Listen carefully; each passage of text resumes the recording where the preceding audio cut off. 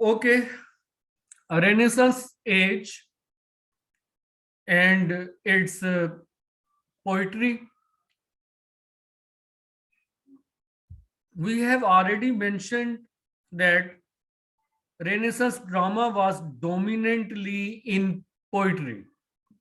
Mean drama of university wits, drama of William Shakespeare, that was also to a great extent in poetic language. We can say that was a dramatic poetry which contained dramatic action. As far lyrical poetry is considered, we will discuss poets of songs, sonnets, epic. तो अब जब जब हम renaissance poetry की बात कर रहे हैं तो हम उन शायरों का जिक्र कर रहे हैं जो songs, sonnets, epic, pastoral poetry की वजह से मशहूर है। और ये वो जॉनरा है जो रोमांटिक जो रेनेसांस एज में बहुत पॉपुलर थे।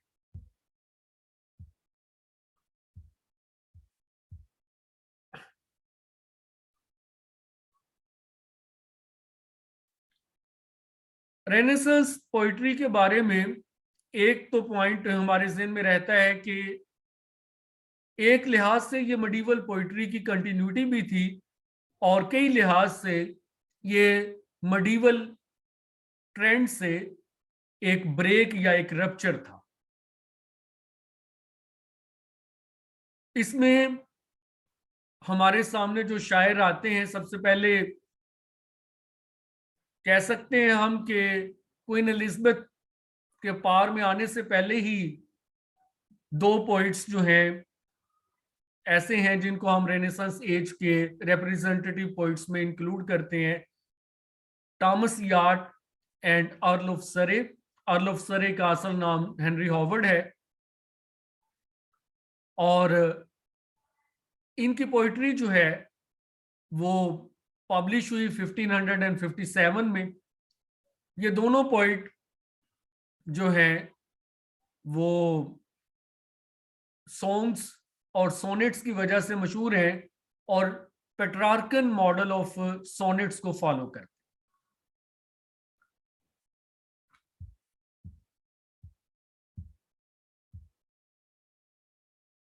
तो हम कह सकते हैं कि रेनेसांस पोइट्री में सबसे पहले हम जब मेंशन करते हैं तो टोटल्स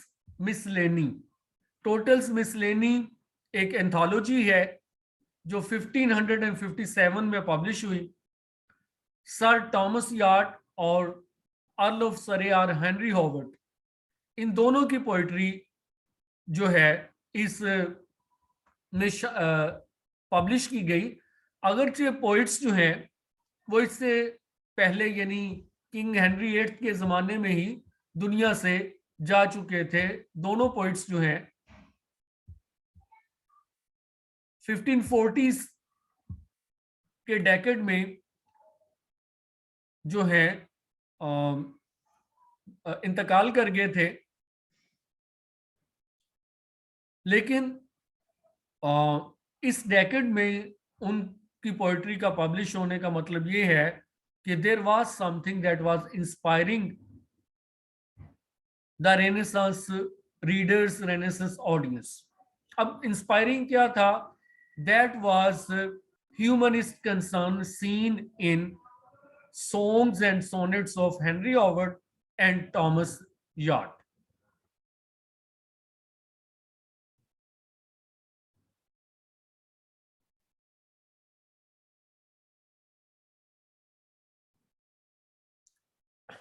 यार्ड के सोनेट्स को जब हम पढ़ते हैं तो उसमें dominant theme fickleness of woman, separation in love, size of lover, infidelity of woman,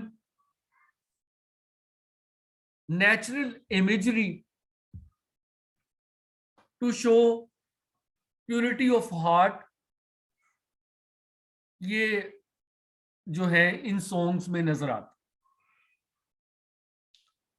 Henry Howard के सॉन्ग्स और सोनेट्स भी यार्ड्स के सॉन्ग्स एंड सोनेट के से क्लोज रिजेम्बलेंस रखते हैं, but there are certain experiences like experience of prison that were not seen in Thomas Yard's poetry. Personal experience of prison that was seen in Earl of Surrey or Henry Howard's poetry.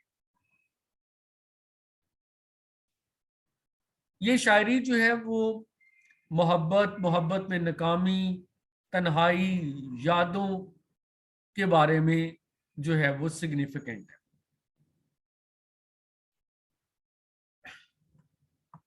कह सकते हैं that is forerunner of poetry that was produced later on by recognized Elizabethan poets Edmund Spenser and Sir Philip Sidney. Sir Philip Sidney की वजह शोहरत तो pros है, और आप सब जानते हैं कि the defence of English poesy या N apology for English poetry masterpiece है सिडनी का. लेकिन सिडनी की दूसरी शोहरत जो है वो एज ए पोइट भी है. First we see in his prose work Arcadia songs have been incorporated, and second, that is collection of his poetic work Astrophel and Stella. Astrophel and Stella is actually a personal account of love. Sir Philip Sidney, he actually fell in love with sister of Earl of Essex, Devereux, and that love actually couldn't reach its climax, and that was a loss of love which was depicted in these sonnet Astrophel and Stella.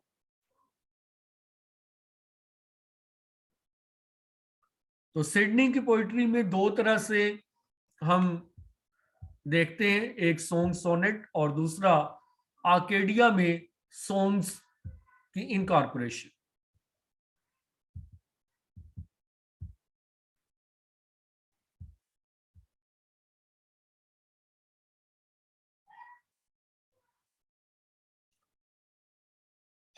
Sir Philip Sidney is thought embodiment of Renaissance age on one side, and embodiment of medieval virtue of chivalry on the other side.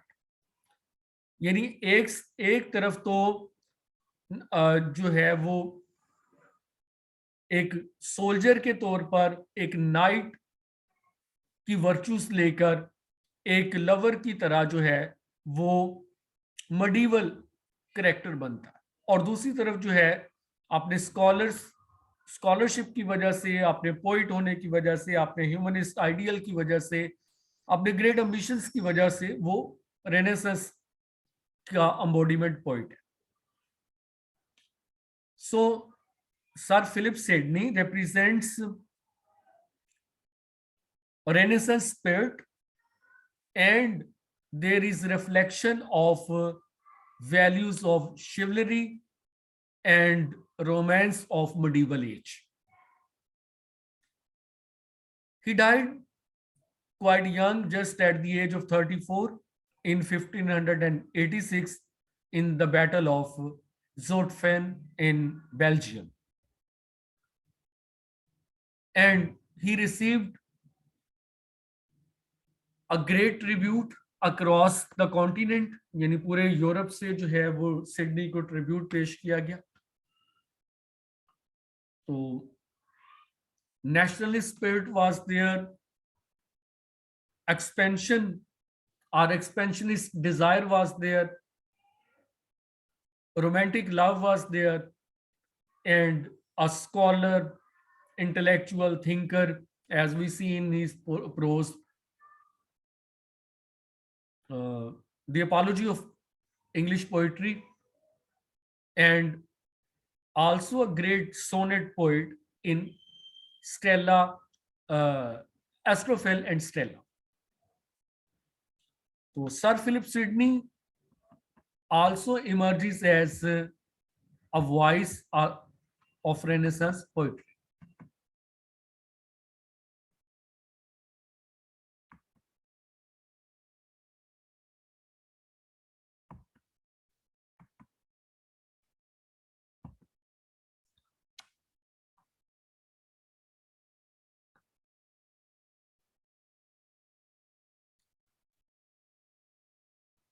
Afterwards, we see the real representative of Renaissance age, Edmund Spenser.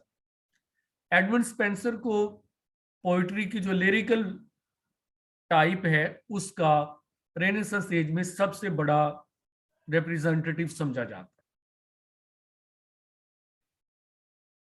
He wrote The Fairy Queen, that is an epic or allegorical epic which has moral allegory as well as political allegory, and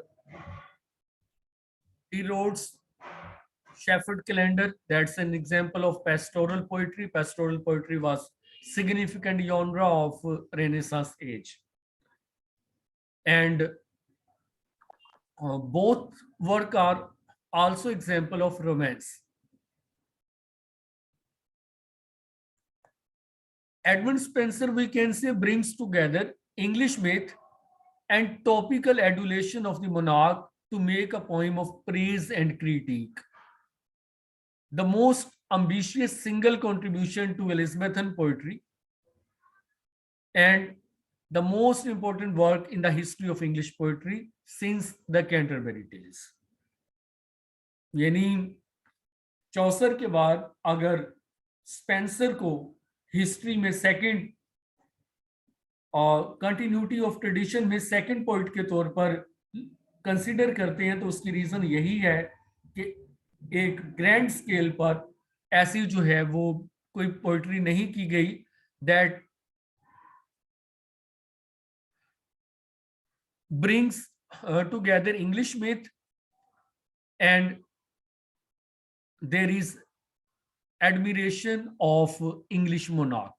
तो nationalist theme भी मौजूद है, nationalist myth भी create करने की कोशिश की गई है, और हम जानते हैं कि जो फेरी क्वीन में क्वीन ग्लोरियाना है, अगर इस पोइट्री को पॉलिटिकल एलिग्री या कॉन्टेम्परेरी एलिग्री समझें तो that stands for Queen Elizabeth. तो डायरेक्ट क्वीन एलिजाबेथ को जो है वो ट्रिब्यूट पेश किया गया है through the Faerie queen.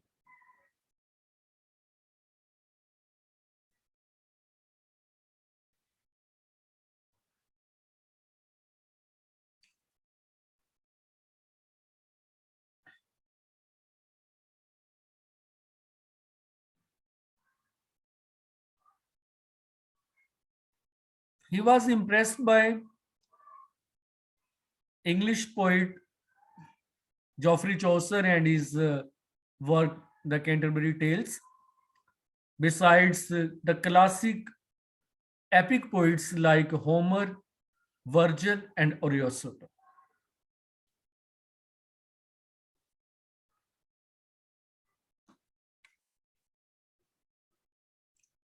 Fairy Queen absorbs and reflects the vast range of myth, legend, superstition, and magic, and explores both history and contemporary politics. It actually presents 6 virtues.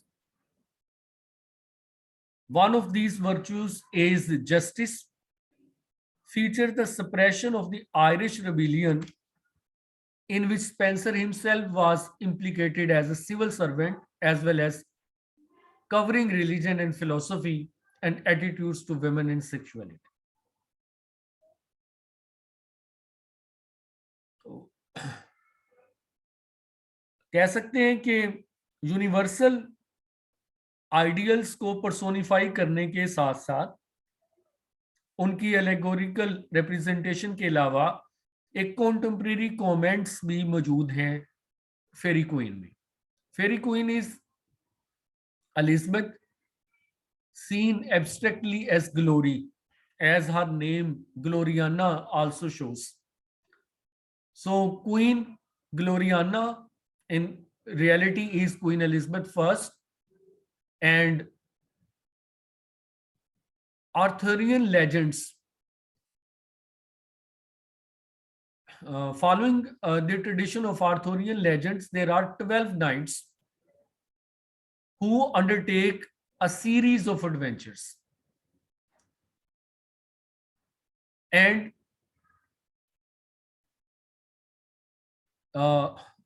this epic is highly symbolic, elusive and episodic. यानी तीन इसके features हैं. Symbolic यानी कि political meaning भी हैं और universal moral meaning भी है, और क्लासिकल लिटरेचर के बहुत सारे एलुजन्स हैं, बाइबल के एलुजन्स हैं. Gentle night with a red cross on his breast is on a quest. Apparently, or in political history, he represents Saint George.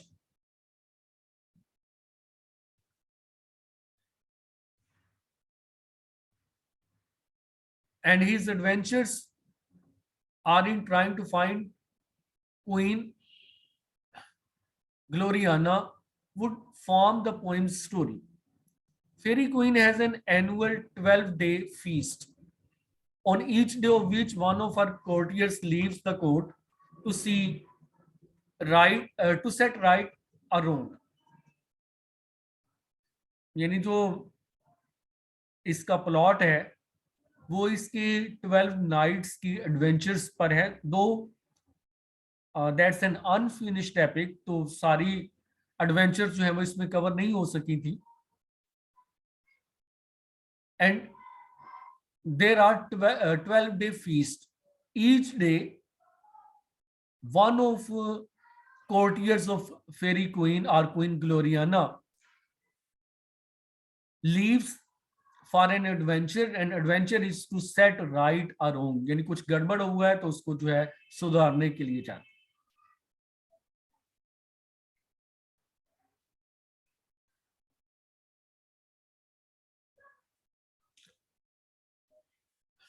About 6 volumes of that book were completed, and from 7th was left unfinished and remaining are untouched. He also wrote Shepherd's Calendar, the great example of pastoral poetry, and a marriage hymn, Epithalamion.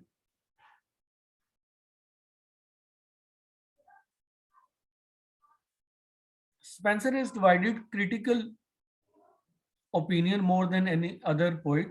He is seen variously as the great poet of Renaissance, as well as poet of poets.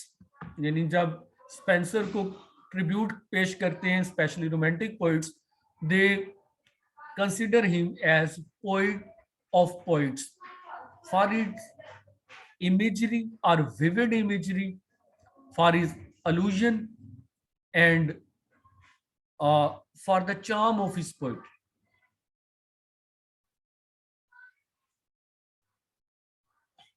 But on the other side, he is criticized as a colonial master. So as a colonial master, as an advocate or supporter of Queen Elizabeth, he is also criticized.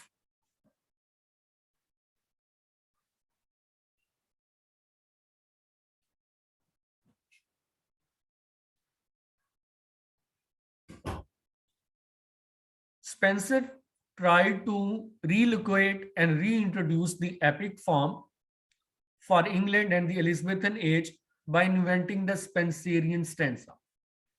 So that is also his contribution, that he invented Spencerian form of stanza.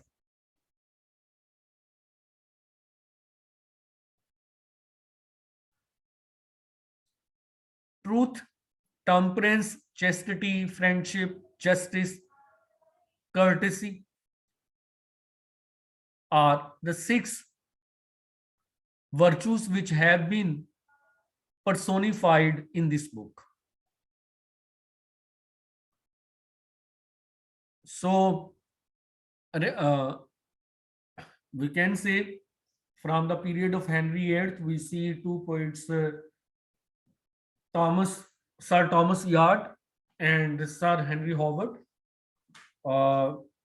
Afterwards, we read the poetry of Edmund Spenser, who can be called the representative poet of Elizabethan age. Afterwards, we see poetry in 3, or we can say in King James' time first, and later on in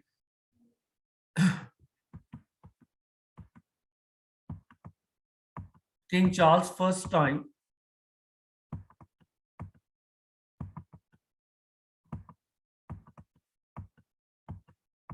Poetry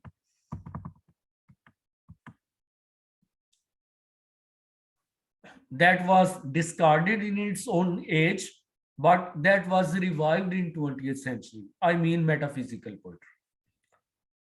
यानी Sydney और Spencer के glorious poetry के बाद, अगरचे कई छोटे छोटे poet भी थे, जैसे टॉमस सेकविल हैं, उसकी पोइट्री को भी पोइटिक टेक्निक्स की वजह से वैल्यू किया जाता है, लेकिन मेजर फिगर्स जो हैं वो यही 4 हैं जिनका मैंने अभी जिक्र किया. उसके बाद मेटाफिजिकल पोइट्स हैं, कवेलियर पोइट्स हैं और प्यूरिटन पोइट्स हैं. मेटाफिजिकल पोइट्स वो थे जो अपनी पोइट्री में अनयूजुअल कंसीड्स यूज करते थे, यानी ऐसे मेटाफर, ऐसे कंसीड्स यूज करते थे जो हेटेरोजिनस थे, अनयूजुअल थे, और बाद में इस पोइट्री के खिलाफ एक तरह का एक महाज जो है वो बन गया ड्राइडन, और ड्राइडन के बाद सैमुअल जॉनसन की वजह से, और उन्होंने इसको ये कह दिया कि ये पोइट्री ट्रेडिशन का पार्ट ही नहीं है, और ये पोइट्री जो है ये पोइटिक सेंसिबिलिटी से दूर है, और इसमें खामखा का स्कॉलेस्टिसिज्म जो है वो दिखाने की कोशिश की गई. हालांकि जो स्कॉलेस्टिसिज्म था वो रेनेसांस एज की एक फीचर है कि वो नॉलेज जो है हासिल करना चाहते हैं. जब नॉलेज हासिल करना चाहते हैं तो फिर वो नॉलेज को दिखाना भी चाहते हैं, और इसलिए आप बेकन के एसेस में भी स्कॉलेस्टिसिज्म देख सकते हैं. आप मार्लो और शेक्सपियर के ड्रामास में भी जो है वो उस स्कॉलेस्टिसिज्म को फील कर सकते हैं. तो वो स्कॉलेस्टिसिज्म जो है वो जॉन डन, और जॉन डन के बाद एंड्रयू मार्वल और बाकी जो मेटाफिजिकल पोइट्स हैं उनकी पोइट्री में हमें नजर आता. दूसरा वो प्यूरिटन पोइट्स थे जो प्यूरिटन आइडियाज को रिफ्लेक्ट करते हैं, और सबसे बड़ा जो उनका पॉइंट है कि वो लिबर्टी के सपोर्टर हैं और मोनार्की या किंगशिप के आर्डेंट क्रिटिक हैं. उसमें सबसे बड़ा पॉइंट तो यकीनन जॉन मिल्टन ही है, जो रेनेसांस के लास्ट वर्ज पे और रिस्टोरेशन की बिगनिंग में हमें नजर आता है. उसके बाद एंड्रयू मार्वल है जो प्यूरिटन पोइट्स में भी है और मेटाफिजिकल में भी. फिर कवेलियर पोइट्स हैं. कवेलियर पोइट्स वो हैं जो किंगशिप को, मोनार्की को सपोर्ट करते हैं. उसमें बेन जॉनसन को एक बड़ी एग्जांपल जो है हम समझ सकते हैं. तो first I mention metaphysical poetry. The term metaphysical was used to describe the works of those poets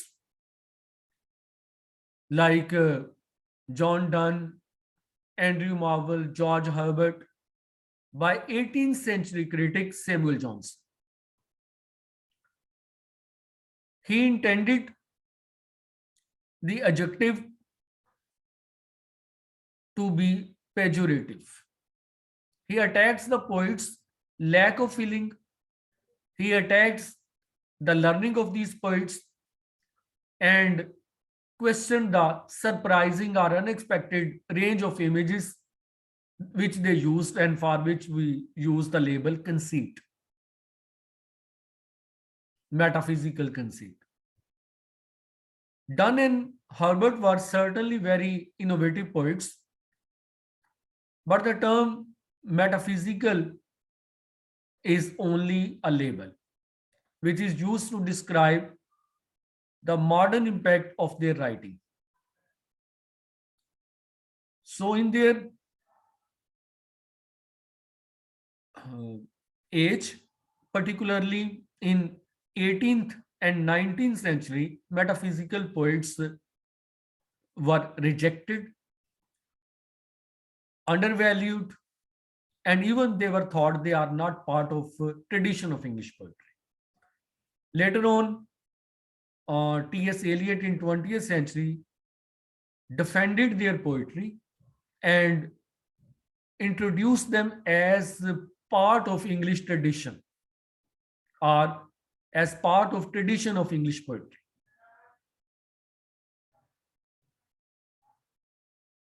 These so-called metaphysical poets use contemporary scientific discoveries and theories, the topical debates on humanism, faith and eternity, colloquial speech, and relationship of the individual and relationship of individual with God and universe.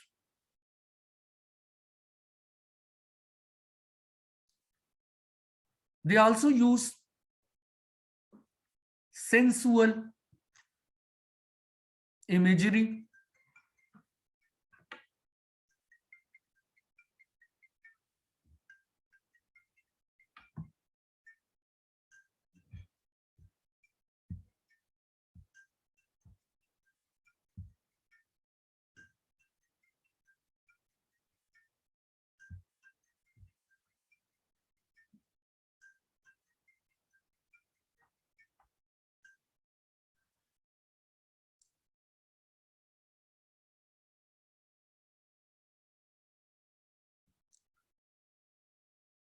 uh, we can say metaphysical poetry of John Donne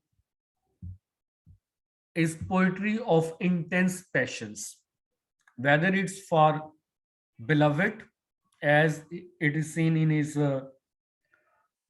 love poems, or is it for his relation with God and Jesus Christ?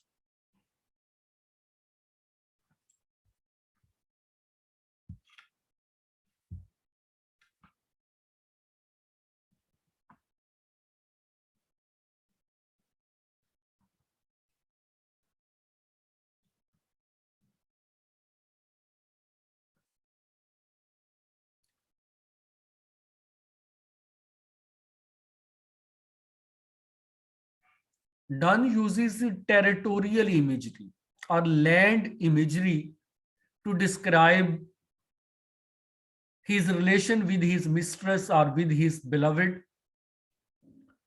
As mentioned here, Donne describes his mistress as his newfound land. A new land, new world, that is a Renaissance idea.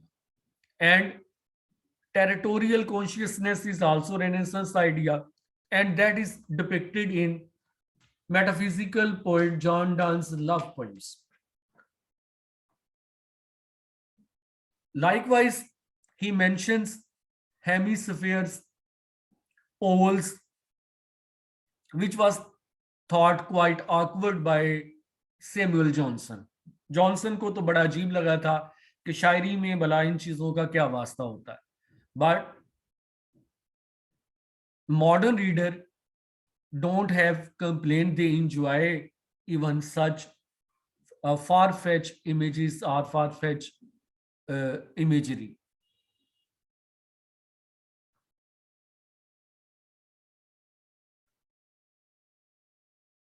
For the sake of understanding of his metaphysical conceit, we can see the example of the flea. Flea is one of John Donne's famous poem,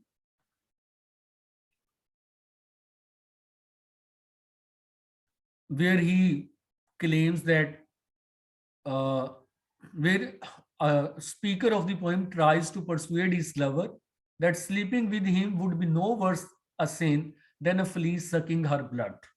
So if a flea can suck blood, he touches the body of mistress. And same is the desire of the lover. So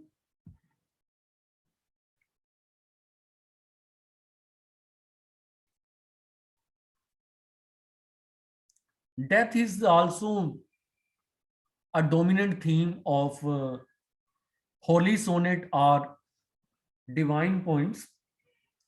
And one of the sonnet that has this title line, death be not proud. Uh,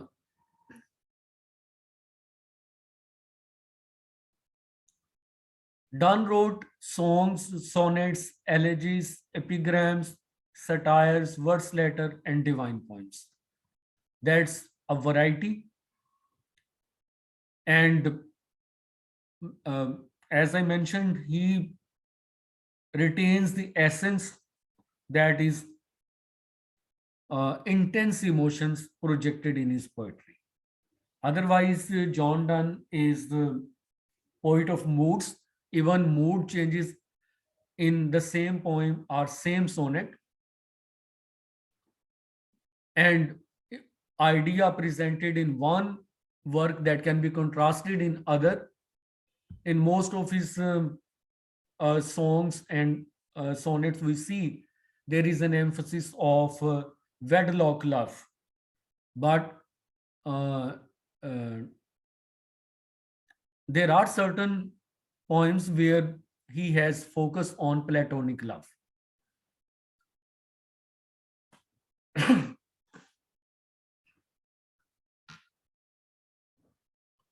Donne also changed his religion.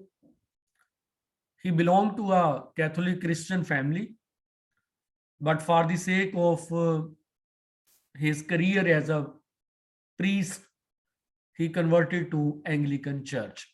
Though in the beginning he bore many hardships for his association with Roman Catholic Christianity, but in later age he changed his religion and enjoyed a better position.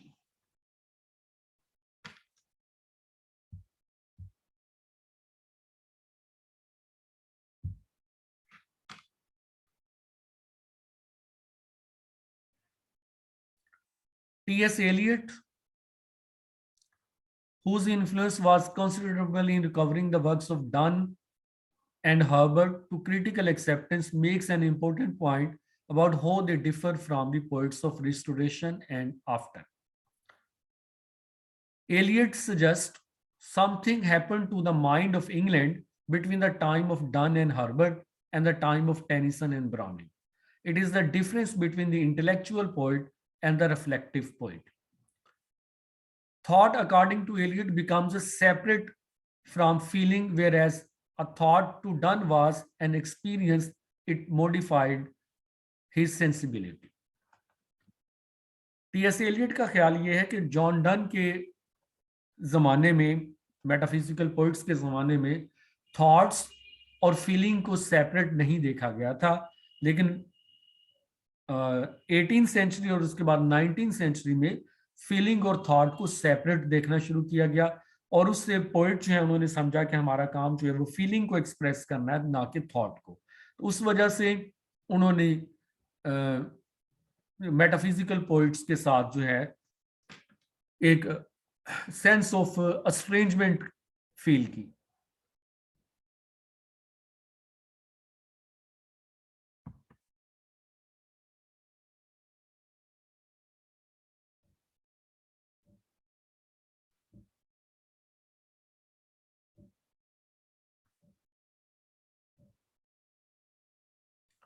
Besides John Donne, there are other metaphysical poets like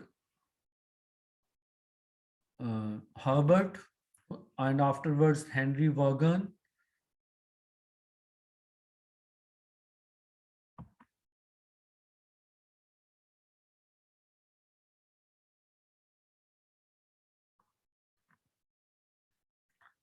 Krasha,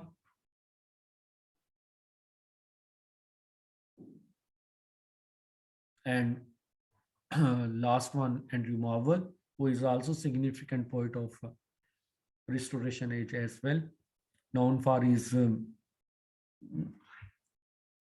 highly exalted poem To His Coy Mistress.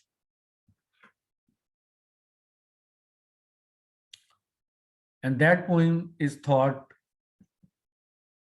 blend of Renaissance theme and style of metaphysical poetry. So Renaissance age में